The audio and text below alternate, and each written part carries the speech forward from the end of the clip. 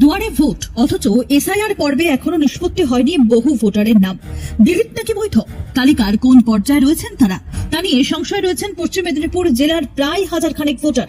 উদ্বেগ কাটাতে জেলা শাসকের দ্বারস্থ হলেন মেদিনীপুর শহরের 9 এবং 12 নম্বর ওয়ার্ডের একাধিক ভোটার।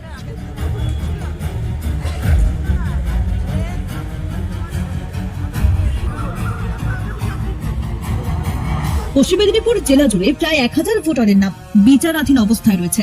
পরিবারের অন্যান্য সদস্যরা বৈধ ভোটার হিসেবে তালিকাভুক্ত হলেও মেদিনীপুর শহরের 9 এবং 12 নম্বর ওয়ার্ডের বেশ কিছু ভোটারের নাম এখনো বিচারাধীন অবস্থায়। তাদের দাবি হয় তাদের নাম ভোটার তালিকায় তোলা হোক, নয়তো ডিলিট করা হোক। এইভাবে ঝুলিয়ে রাখার ফলে ট্রাইব্যুনালে যেতে পারছেন না, ফলে অনিশ্চয়তার মধ্যে পড়েছেন ভোটের মুখেই। যে আমাদের 236 মেদিনীপুর বিধানসভার 9 নম্বর 11 নম্বর ওয়ার্ডের 185 12 নম্বর ওয়ার্ড 185 থেকে 190 এই যে 6টি পার্টের যত ভোটার আছে এদের আন্ডার অ্যাডজুডিকেশন বা ডিলিশন কোনোটাই করা হয়নি।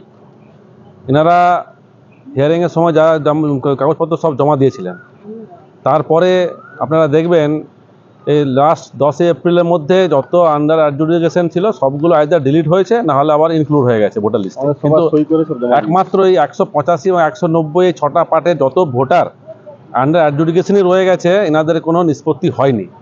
তো এটা যতজন মানুষ 200-300 মানুষ ওখানে আছেন, মুরব্বী আছেন, বয়স্ক মহিলা আছেন, সবাই চিন্তিত আছে যে তাহলে আমাদের পার্টটা কোথায় গেল। তো এনাদের একটা বক্তব্য যে ওই সময় যিনি এআরও ছিলেন Madhumita Mukherjee madam, SDO madam, ওনার একটা নেগলিজেবল পার্ট আছে এখানে একটা, ওনার বলে মনে হচ্ছে। তারপরে কোন জুডিশিয়াল অফিসারের কাছে এই কেসগুলো গেছে, আদৌ সেগুলো ওখানে পৌঁছেছে কিনা, নিষ্পত্তি হবে কিনা, কোনো কিছুই আমরা বুঝতে পারছি না। তো আমরা এখন দোদুল্যমান অবস্থায় আছি যে এই না ভোটারগুলো আর ডিলিটও হচ্ছে না, অ্যাডজুডিকেশনেও থাকছে না, তাহলে কোথায় যাবে? সমস্ত কাগজপত্র ওনাদেরকে আবার জমা করেছি, তার রিসিভও নিয়েছি এবং আমরা রিকোয়েস্ট করেছি আপনারা আইদার ডিলিট করে দিন, তাহলে আমরা ট্রাইব্যুনালে অ্যাপ্লাই করতে পারবো, আর না হলে আমাদেরকে ইনক্লুড করে দিন ভোটার লিস্টে। যে কোনো একটা রাস্তা আমাদের কাছে ফাইনাল করুন। পূর্বতন মহকুমা শাসক মধুমিতা মুখার্জির গাফিলতির অভিযোগ তুলেছেন ভুক্তভোগীরা। তাদের দাবি 2002 সালেই তারা ভোট দিয়েছেন, ভোটার তালিকায় নামও ছিল, অথচ এবারে বিচারাধীন। সাপ্লিমেন্টারি লিস্ট না বেরোনোয় নিষ্পত্তি হয়নি সমস্যার, ফলে বিচার চেয়ে প্রশাসনের দ্বারস্থ হয়েছেন সংশ্লিষ্ট এলাকার ভোটাররা। সমস্যার সমাধান না হলে বৃহত্তর আন্দোলনে নামার হুঁশিয়ারিও দিয়েছেন। কোনো সাপ্লিমেন্টারি লিস্ট এখনো পর্যন্ত বেরোয়নি।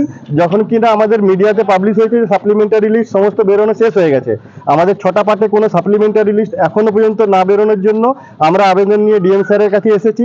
শুধু তাই নয়, আরও DRO, chief justice high court, chief justice of supreme court, registrar general, election commission of India সমস্ত জায়গায় মেল করেছি।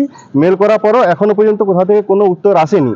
তাও আমাদের ডিএম স্যার আমাদের করলেন যে আশ্বাস দিয়েছেন যে আমাদের এতে কাজ হবে। দেখা যাক এবারে কতদূর কি হয়, আমরা আশায় রয়েছি, না হলে আমরা বৃহত্তর আন্দোলনে যাব। জেলাশাসক বিজন কৃষ্ণা এ প্রসঙ্গে জানিয়েছেন পশ্চিম মেদিনীপুর জেলায় 52,000 ভোটারের নাম বাদ গিয়েছে, বিচারাধীন অবস্থায় রয়েছে 1000 জন। তাদের বিষয়টি কমিশনে জানানো হয়েছে।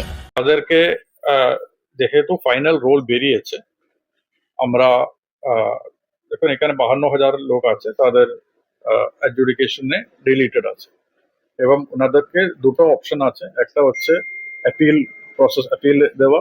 অলরেডি আমরা প্রায় 15-20 হাজারের কাছাকাছি অ্যাপিল আমরা পেয়েছি। এই অ্যাপিলগুলো ট্রাইব্যুনালের কাছে যাবে। ট্রাইব্যুনাল মানে ওনাদের ম্যান্ডেট অনুযায়ী একটা সিদ্ধান্ত নেবে, সেটা ওনাদের টাইমিং এবং ওনাদের শিডিউল অনুযায়ী কিভাবে করবে সেটা আমরা বলতে পারবো না। বাট ট্রাইব্যুনাল যেহেতু সুপ্রিম কোর্টের নির্দেশে কাজ করছে, আমরা আশা করছি ওখানে একটা সিদ্ধান্ত হবে।